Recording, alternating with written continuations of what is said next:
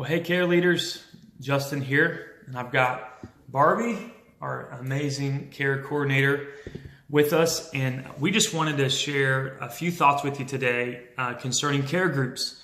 We had the opportunity last week to meet with our care coaches, and we talked about all the wonderful things that are happening inside care groups and how you guys are stepping outside your comfort zone, and you guys are caring for people in really practical ways. And that's always been the vision, is we want to show people the love of Christ by caring for them in practical ways. And it truly is changing the way that we do church. And so thank you guys for being a part of this. Thank you guys for being willing to serve in this important way at Impact City Church. So during our meeting with care coaches, not only did we share some of the wins, but we also asked for feedback, and you guys have shared some feedback with your coaches on some of the challenges that you've been having as care leaders. And so I just want you to know that your voice, your opinions, your feedback has been heard, and we want to address some of those and make some changes with you to make your job as a care leader that much better, okay? But before I get into that, I want to share a quick story. There was this guy who had always dreamed of going to the Super Bowl with his wife.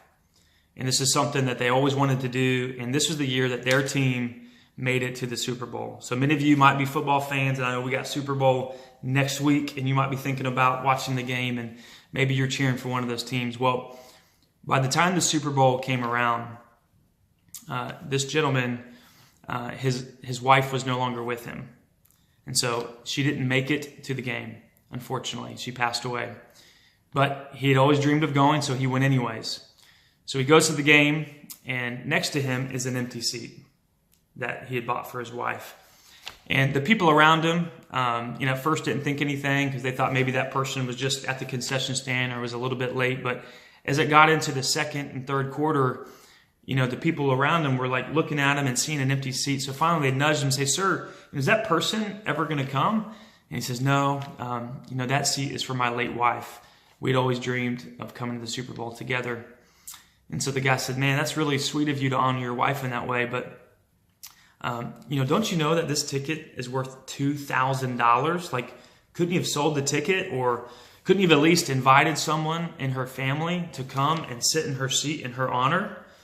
And he says, "Yeah, I thought about that, but they're all at the funeral today." That's awful, right? See, Barbie's laughing. I don't think that guy had his priorities straight. And what do you think? Maybe that family was probably in a need of care.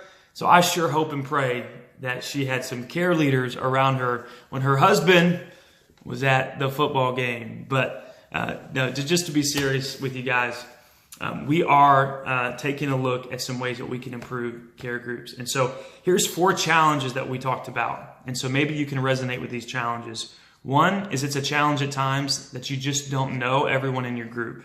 You have a list of names, and most of them, you've never met them before, you've never seen them before, you're not even friends with them on Facebook, and it's a challenge to care for them.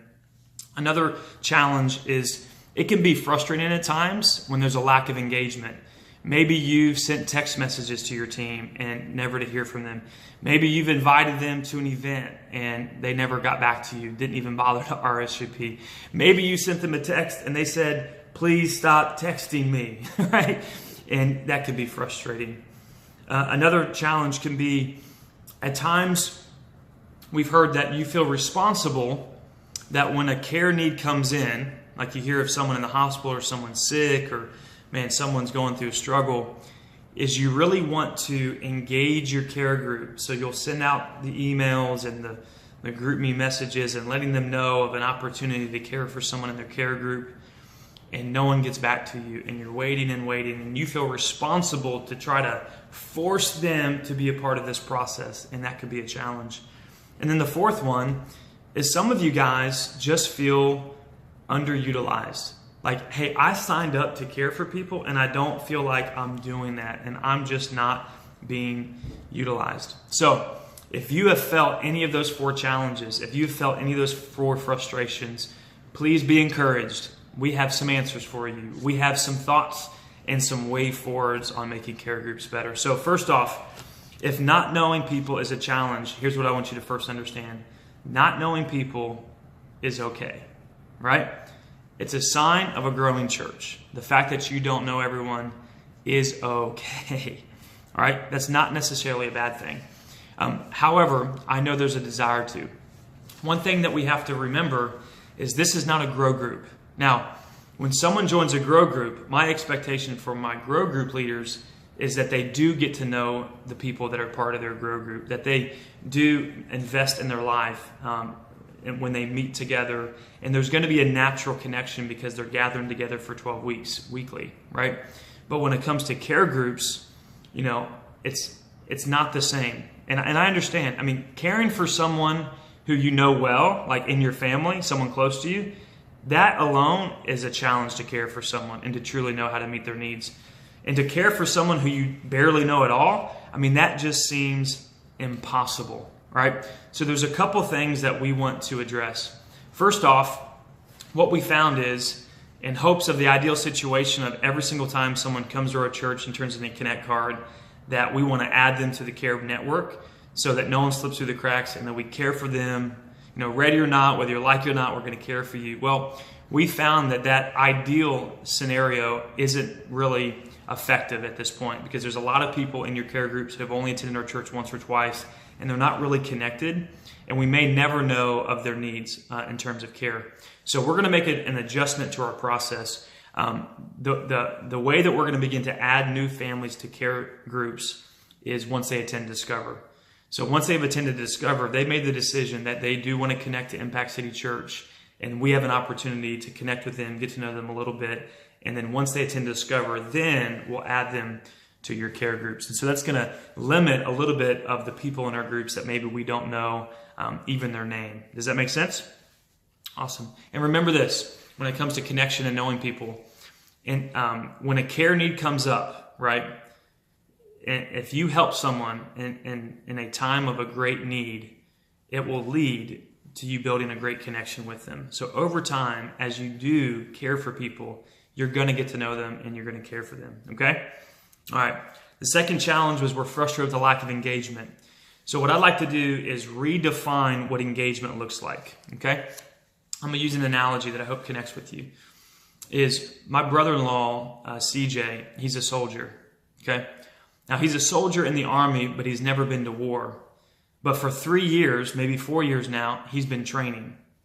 And month after month after month, they train, they prepare, they learn, they learn their job, and they are ready for times of war.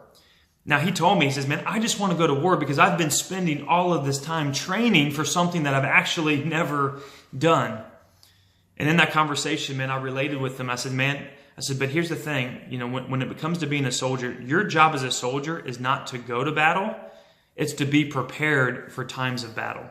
Is that as long as you're in position that when a war comes up, right, when a battle arises, we have people trained and ready to respond.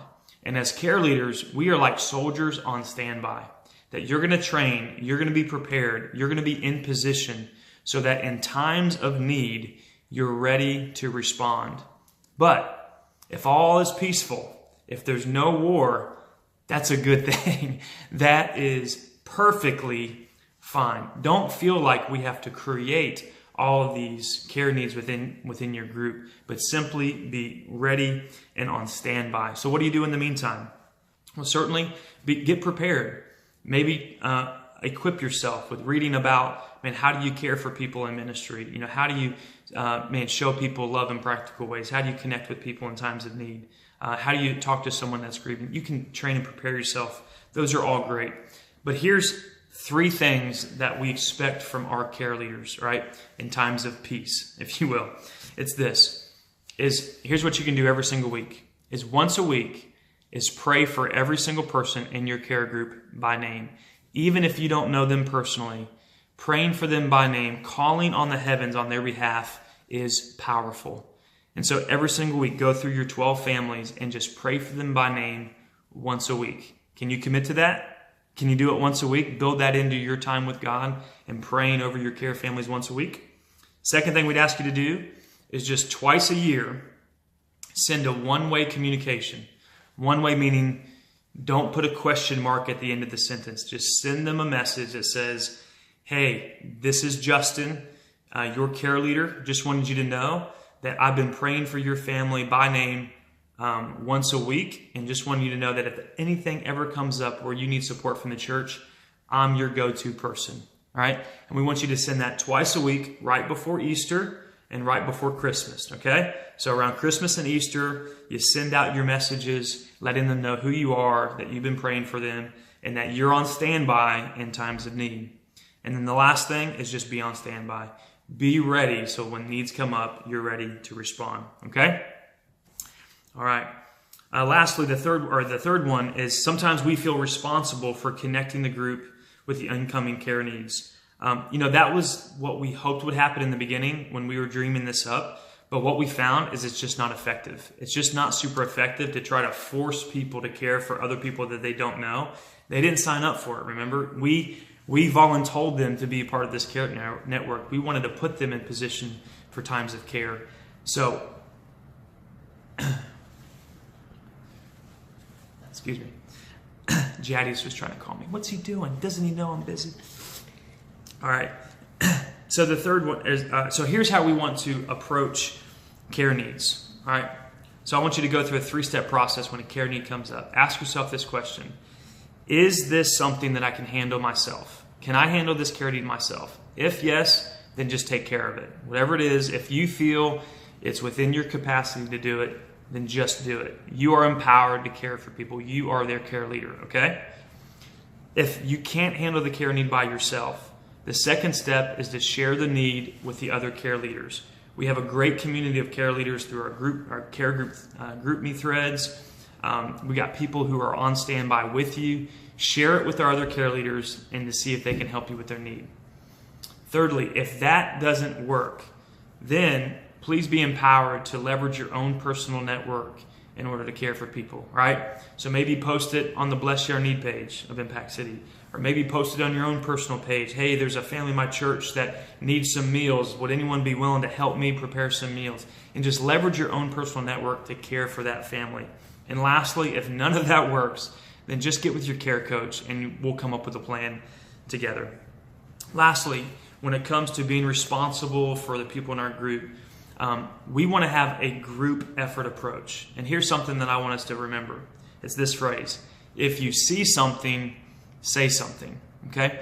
If you see a need on Facebook, if you see someone's Facebook post and it concerns you, or you feel like that person is going to need some help from the church, if you see it, then say something about it. Take a screenshot of it. Post it in the GroupMe thread. Make sure that everyone else sees it so we can be praying for that person and respond in times of need. If you know who their care leader is, then reach out and make sure. But if you see something, say something. Together, we can truly care for our church in a greater way.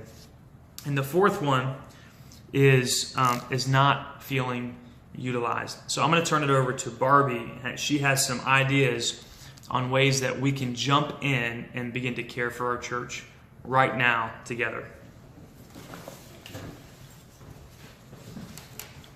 Hey, care team. Thanks for joining us today. We're so glad that we have you on our side as leaders of the care team. And one of the things, when I think about Impact City, that really speaks to my heart is the unity that they have for each other and for our community, the love that we have. And I'm so excited to share these ideas with you so that we as care leaders can come together. And I like to just say care team because I think it's going to make us, get to know each other better and to also love our church in a whole different way. So I'm going to share with you some of the ideas that I've had. What I did is, in the fall, I was kind of feeling not discouraged, but I just knew that there was something more that God had wanted, to reach others. So I spent some time praying and just asking for God to give me a vision to kind of kept in line with what, he had given Justin about our care team. And so some of the thoughts that I had was maybe for all the parents in the nursery on a Sunday, if we could all just contribute maybe a pack or two of diapers and of multiple sizes. And after a Sunday, when the parents come to get their babies, the teacher gives them a pack of diapers.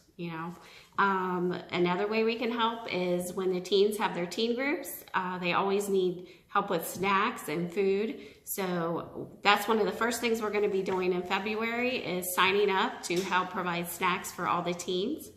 Also, whenever the church has an event and they need extra helpers, we can join in any way that they need us. Other ways I thought, through summer and winter. So in the winter, we can have maybe a chili soup cook-off where all of us care leaders can bring in pots of chili. And after service, we can just hand them little cups as they go out. In the summertime, we can hand out popsicles, lemonade. Christmas time, we could give away tape, wrapping paper, gift tags. Just little things to bless our church. Just little ways to show that we care in a way that we can help, make things lighter for them. A couple other things I had an idea about was little blessing bags. And I thought maybe each week a different care leader could maybe do this. Maybe take a couple blessing bags with whatever you want to put in it. But think about some volunteers who stick out to you that are really, volunteering all the time and helping in our church.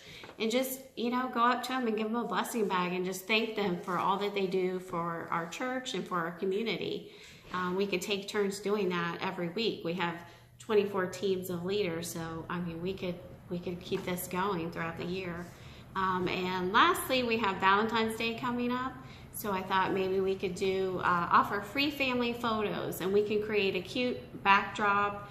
Anyone who likes to do photography or take pictures, you really don't have to be skilled, but I know I love to do that. I know Jessica Bonham does, but anyone that is willing to do that or help decorate, we could offer family photos and then post them on the Impact City page, for free to share. So that's one of the things that I'll be getting with you about. But I'm super excited, and I welcome, and our team, our coaches, we all welcome ideas that you may have, ways that we can care for our church. We can't always do them all, but we will definitely consider them and keep them in mind. So please reach out to me with any ideas you have. And we'll also just kind of keep in communication with our pastors as for any needs that the church has, ways that we can jump in and help. So I just want to thank you all, and I hope you have a blessed day. Bye. All right. Just one last quick announcement is we have a save the date for you, okay? So April 5th, it's a Friday night, we want to have a care leader gathering. It's going to be a special night. We're going to feed you. We're going to have fun. We're going to care for one another and just dream up ways that we can continue to make a difference by showing people the love of Christ in practical ways by caring for them. So invite you out Friday, April 5th at 6:30 here at the church for our first big care leader bash, care leader gathering.